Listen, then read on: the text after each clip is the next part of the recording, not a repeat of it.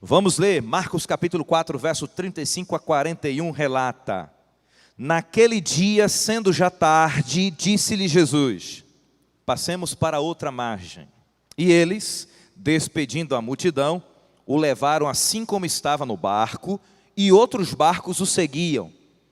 Ora, levantou-se grande temporal de vento, e as ondas se arremessavam contra o barco, de modo que o mesmo já estava a encher-se de água. E Jesus estava na popa, dormindo sobre o travesseiro. Eles os despertaram e lhe disseram: mestre, não te importa que pereçamos? E ele, despertando, repreendeu o vento e disse ao mar: acalma-te, emudece. O vento se aquietou e fez-se grande bonança. Então lhes disse: por que sois assim tímidos? Como é que não tendes fé? E eles, possuídos de grande temor, diziam uns aos outros: quem é este que até o vento e o mar lhes obedecem? Quem aqui já chegou assim num ponto de cansaço quase que sobrenatural, que nem lembra o momento assim que capotou no sono? Quem já chegou? Você não dormiu, você desmaiou, a verdade é essa, né? Você chegou lá, a bateria já estava pitando faz tempo aí da sua energia, e você, puma, capotou. E aí a noite passou de maneira assim, rápida demais, que quando você abriu o olho pela primeira vez já estava de manhã.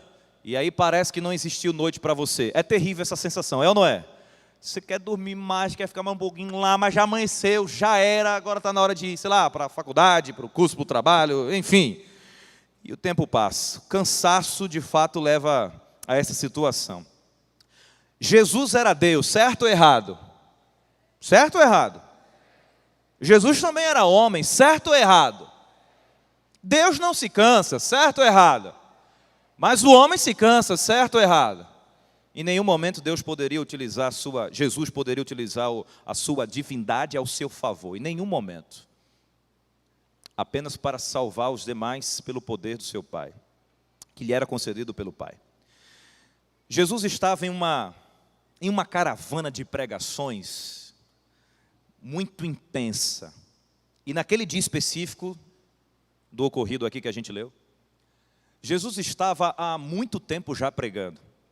Quando a gente lê o Espírito de Profecia, por exemplo, a gente percebe que a irmã White, enquanto vive, inspirada por Deus, ela colocou lá que várias vezes, não foi uma só vez não, ou duas ou três, foram várias. Jesus passava da hora de comer, porque estava atendendo os pecadores ali, os necessitados. Jesus passava da hora de dormir. Jesus varava as madrugadas orando, pedindo poder, força para permanecer na jornada, orando por mim, orando por você. E naquele dia Jesus tinha contado várias parábolas. Se você olhar aqui o contexto do capítulo 4, Jesus contou a parábola do semeador, da candeia, da semente, da mostarda. O porquê que Jesus falou aqui por parábolas. E o dia já ia correndo, amigo, já era tarde. Jesus estava com uma fome extraordinária, uma sede também, cansado a um ponto que ele pediu aos discípulos: cara, vamos embora daqui. Não é que ele não queria mais ficar ali com as pessoas, não era isso, não é que ele enjoou, se estressou, não, cansado, cara. Jesus cansava, mas o cansaço era tão intenso que ele pediu: vamos embora. Jesus estava na margem da Galileia ali, do lado dos judeus. Então ali a plateia dele seria enorme, de enfermos, de curiosos, de seguidores, discípulos, de fariseus, enorme.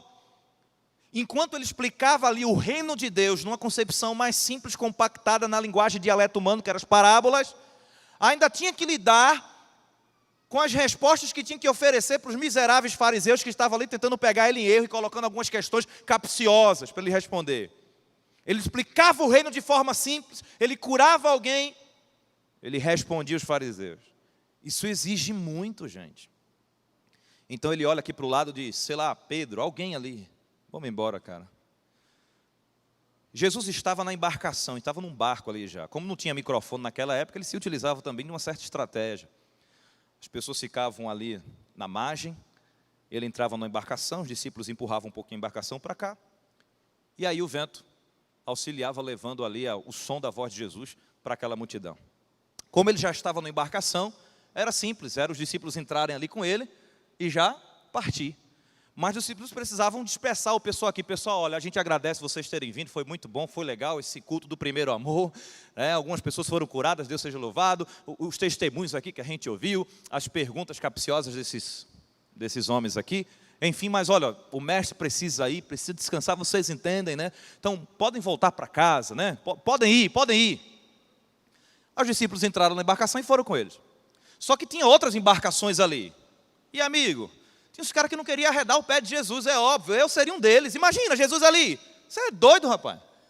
E eles entraram ali nas embarcações, lotaram, eu acredito, super lotaram as embarcações e vão lá seguindo Jesus. Uma boa parte se dispersou e a outra entrou na embarcação, começou a viagem.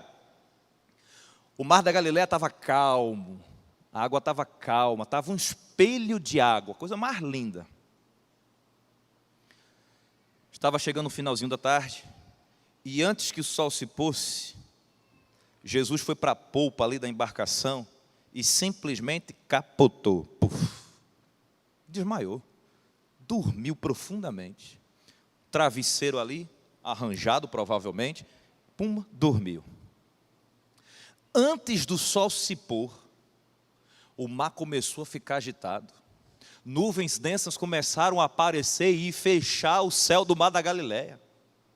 Estava tudo belo até o momento calmo, mas de forma inexplicável, fechou o tempo.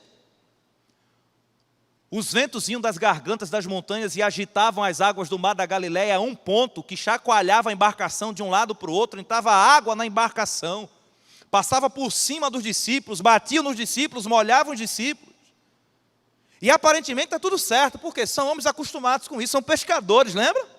A maioria ali vivia no mar, naquele mar, já conhecia, tudo certo. Vamos fazer um contrapeso aqui, joga um pouquinho dessa mercadoria que a gente não vai precisar mais, esse peso aqui, vem para cá uma parte, isso, puxa a vela, dá uma remada.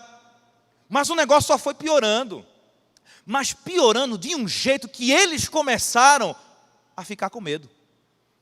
O sol se pôs, a escuridão veio, e aí o cenário de terror estava completo. Relâmpagos, raios, trovões, ventania, mar revolto, embarcação sendo coachalhada para um lado e para o outro. E eu me pergunto, como é que Jesus estava dormindo diante de tudo isso aí? Amigo, Jesus estava verdadeiramente cansado a um ponto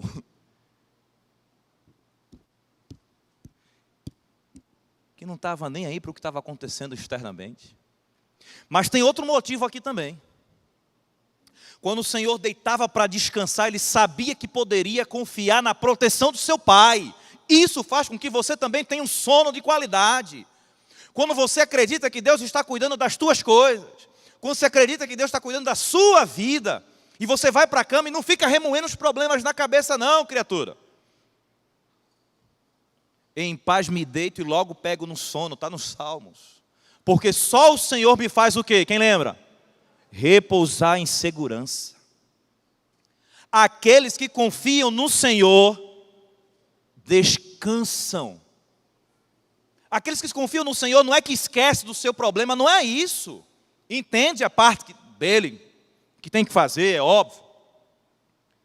Mas consegue dormir. Dorme bem. Você precisa aprender a abandonar essa ansiedade que te faz pensar que a solução de todos os problemas da tua vida depende de você.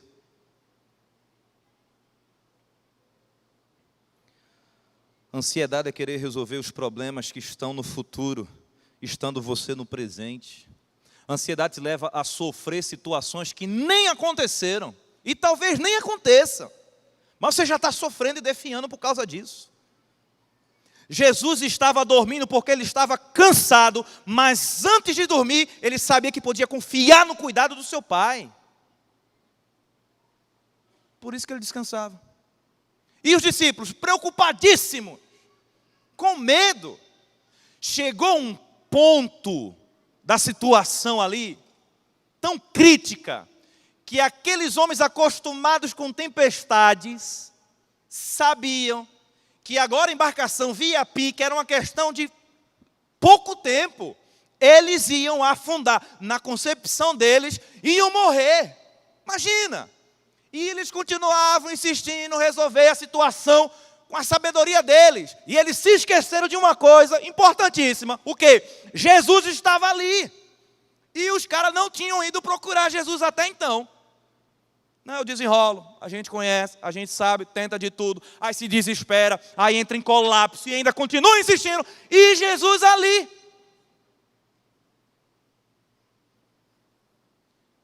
Se eles tivessem parado para pensar, eles começariam a ter a seguinte ideia: por que que a natureza criada pelo Criador vai engolir o Criador? Não vai!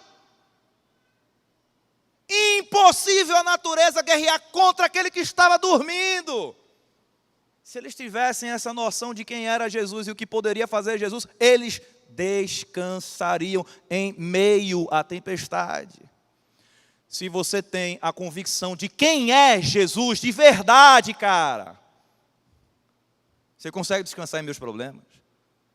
É inexplicável e você não vai conseguir explicar, só sentir. Mas todos nós somos seres humanos e passamos por momentos de desafios. Eu sei disso. E aí, como que a última esperança, eles lembraram que Jesus estava ali, desceram ali, tudo escuro, imagina. Jesus, não sabia identificar o ponto exato que Jesus estava. E nenhuma resposta vinha, silêncio. Teria abandonado os discípulos, aquele que curou, ressuscitou, pregou, amou? Agora estavam abandonados? É claro que não.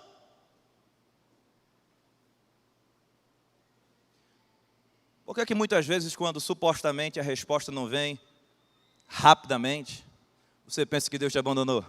Que você está sozinho na parada? Porque não está, não. Deus aproveita muitas vezes os grandes desafios da vida da gente para ensinar lições que de outra forma a gente nunca iria aprender. Então muitas vezes as dificuldades da vida se tornam obreiras nas mãos de Deus para moldar o teu caráter, aprofundar a tua fé e te salvar.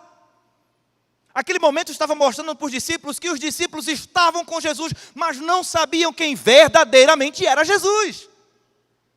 Não entendiam o poder e a missão de Jesus, porque se entendessem, não estariam daquele jeito. Até que dá um relâmpago e a luz penetra a escuridão daquela embarcação e eles conseguem ver Jesus. E quando eles veem Jesus deitado e dormindo, aí eles ficam mais desesperados ainda. Como é que Jesus está dormindo e a gente está prestes a morrer? Eita, eu me vejo nessa situação aí. Parece que o negócio está acontecendo, está pegando fogo aqui, Senhor, e aí, o Senhor não vai fazer nada? Acorda aí, Jesus. Não é assim não, filho. Jesus, ele desperta. Eu imagino Jesus, sabe, despertando, sendo chacoalhado de um lado para o outro, se segurando aqui, esfregando os olhos, abrindo assim, e vendo aquela cara de acabado dos discípulos. Jesus, salva a gente. Os discípulos estavam clamando, não era pedir não, uma coisa é pedir, outra coisa é clamar. Quando a gente clama, a gente entendeu que não tem outra solução. Aí a gente clama, a gente coloca todo o coração ali naquele pedido. A gente está sem reservas, a gente não tem mais nada para fazer. Muitos ainda insistem em pensar que Jesus é a última. Se os discípulos tivessem entendido isso, não teriam gastado tentando solucionar seus problemas ali sozinhos. A gente às vezes gasta a vida da gente, a energia da gente, a paz da gente, para resolver problemas que você não precisa resolver sozinho. Pede ajuda a Jesus. Ele pode te ajudar e Ele quer te ajudar, mas Ele só ajuda se você deixar, irmão. Jesus só fitou o olho neles. Olha, imagina a cena, Jesus olhando para cada um deles. E os discípulos. E Jesus. E os discípulos. Jesus. Jesus não fala nada. Ele sai, vai para a ponta da embarcação ali, segurando. Ele só levanta a mão e diz duas palavras. caraca, acalma-te e cala-te. Foi isso. No mesmo instante, as nuvens se dissiparam, o vento parou, do nada. As águas baixaram. E o mar da Galileia voltou a ser de novo um espelho d'água. Calminho, calminho. Imagina a cara dos discípulos, velho.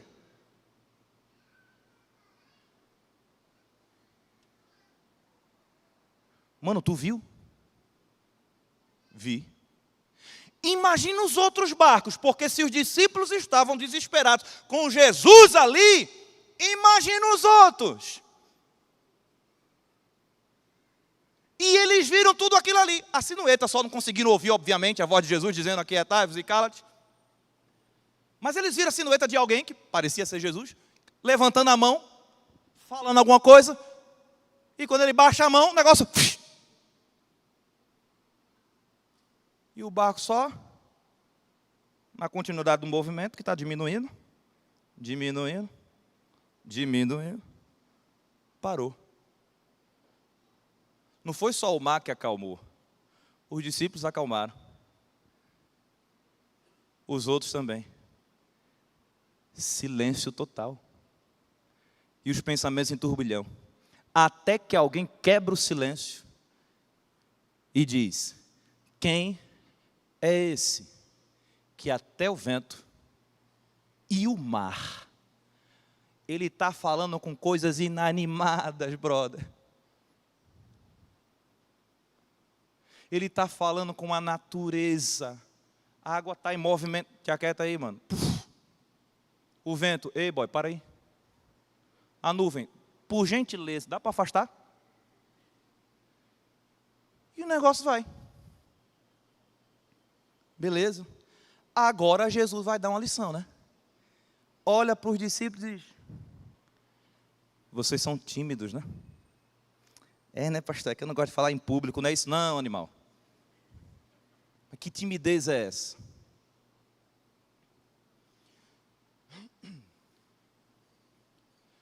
Você não tem ideia do poder de Deus, porque se você tivesse ideia do poder de Deus, muitos não abandonariam uma fé por causa de uma proposta de emprego no sábado, porque outro ainda não surgiu. Você vai para essa proposta, começa a transgredir um mandamento, porque você não tem ideia do poder de Deus. Você começa a se juntar em jugo desigual, porque você não tem condições de esperar. Porque Deus diz não, mas você quer resolver logo a parada e dar um outro jeito. Você não tem ideia do poder de Deus. Por isso que você é tímido muitas vezes ao pedir, a entregar na mão dele e deixar, porque orar e colocar na mão de Deus e fé, é deixar lá, meu irmão, para Deus resolver no tempo dele e do jeito dele. E vai ser extraordinário. Tu nem imagina as formas que Deus tem para te ajudar. Quando a gente já tentou de tudo, Deus ainda tem mais 1000 formas e métodos e meios de te ajudar, filho. Tu não tem noção do poder de Deus. Vocês são tímidos. Como é? Jesus pergunta, mas como é que você... Mano, como é que vocês não têm fé? Vocês me viram curando, ressuscitando. Não sei se foi antes disso, mas... Enfim, cuspindo no barro, curando cego. Vocês me viram. E eu preciso colocar o óculos, senão é eu que não vejo vocês. Por que vocês ainda não acreditam? Você já viu tanta gente testemunhando aqui. Você já viu vidas sendo transformadas do seu lado. Você já viu que Deus já fez por você. Então por que você ainda fica com falta de fé? Por quê? Porque a gente é falho. A gente é falho. Minha filhinha vai completar agora 1 ano em 1 mês. Então, há 1 ano e 1 mês atrás, eu vacilei na minha fé, ó. Minha filha nasceu, teve complicações, que acontece com algumas crianças por aí, mas, amigo, uma coisa é cuidar do problema dos outros, é conversar com o problema dos outros, é orientar os outros. Outra coisa é quando o problema é teu. Estava lá com minha esposa, parto normal, aquela pressão toda, vai agora, força. E eu fazia muitas vezes mais força do que ela ali, porque eu pensava que o negócio estava comigo aqui, entendeu? Se eu não fizer força, o negócio não sai. Aí a médica dizia, força minha filha, vai amor! Ah! Aí eu parava assim, vai amor, continua aí firme. Ela me agarrava aqui de um jeito, ela olhava assim, amor, desculpa, eu disse, dá-lhe, tora, vai, arranha, pega firme, mas bota essa menina para fora. E aquela motivação todinha, né? Você consegue, e tá. E uma demora, meu irmão, disse, oxi, meu. Ela engoliu o mecônio, nomezinho bonitinho para dizer que engoliu o líquido com o cocôzinho dela. Enfraqueceu a pobrezinha. Ficou complicada para sair. Demorou para sair. De 0 a 10, a pontuação da respiração dela foi 3. Ela nasceu praticamente morta. Quando eu vi a minha filhinha mole, parada e em silêncio, na palma da mão da médica, e a cara da médica era terrível, nem disfarçou. Ela estava mais acabada do que talvez eu. Ela foi olhando assim para mim, pai, preciso passar direto. Passou, minha esposa não viu, eu não vi, foi na mão de um pediatra lá, o pediatra começou a reanimar minha filha na respiração. Desobstruir as vias respiratórias, puxar o líquido que estava entupindo. E segundos pareceram agora eternos. Eu segurando a mão da minha esposa aqui com aquela cara de, tá tudo bem, amor. E com a vontade desesperada de ir lá, de chorar, de sei lá o quê, de me ajoelhar, de fazer um monte de coisa ao mesmo tempo. A médica lá, terminando o trabalho, dizendo assim para a gente, calma pai, calma mãe, ela vai chorar. Só que a própria médica olhava para mim, olhava para minha esposa, olhava para o médico. O olhar ia rápido, ela não está calma, ela não está calma. Se ela não está calma, ela sabe por quê. Depois de um tempinho fez, meu Deus, e parou.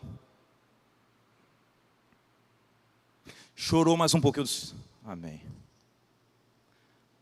O médico disse, pai, vem cá, misericórdia. Não sei quem já passou por situação semelhante na área da saúde, o médico chega assim, ó, vem aqui. Naquele trajeto ali, você pensa tudo e mais um pouco, é ou não é? Pronto, deu tempo de pensar tudo que você imaginar e mais um pouquinho em cima disso aí. Quando eu chego, pai, é o seguinte, a situação é complicada. Engoliu o mecônio, tem isso, lá, coisa e tal, enfim, veja aqui, está entubada, precisa ir agora para a UTI. Vamos embora. Cheguei lá na sala, minha esposa, e ela, amor? Amor, ela precisou ir para a UTI, está sendo cuidada, fica tranquilo.